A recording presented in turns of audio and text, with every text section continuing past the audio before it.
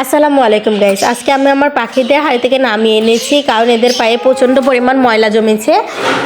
হাঁড়িতে প্রচণ্ড পরিমাণ ময়লা জমেছে, তাই আমি এদেরকে হাঁড়ি থেকে নামিয়ে এনেছি। এখন রোদ উঠেছে, আমি পাগুলো ভালো করে একটু পরিষ্কার করে দিব।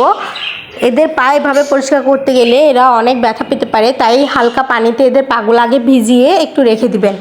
পরে দেখবেন যখন এগুলো নরম হয়ে গেছে, এগুলো আপনারা সহজেই হাতের সাহায্যে খুলে ফেলতে পারবেন এবং এগুলো আপনারা পরিষ্কার করে দিতে পারবেন। আপনারা যদি চান তাইলে আপনারা একটু কুসুম গরম পানি দিয়েও এটা পরিষ্কার করে দিতে পারবেন। ঠান্ডা পানিতে যখন আপনারা পাগুলো একটু ভিজিয়ে দিবেন, তখন রেখে দিলে এগুলো নরম হয়ে যাবে। এরপর আপনারা একটু পর আঙুলের সাহায্যে ধীরে ধীরে এগুলো পরিষ্কার করে দিতে পারবেন। তারপর এগুলাতে একটু রোদে দিলে এরা ঠিক হয়ে যাবে।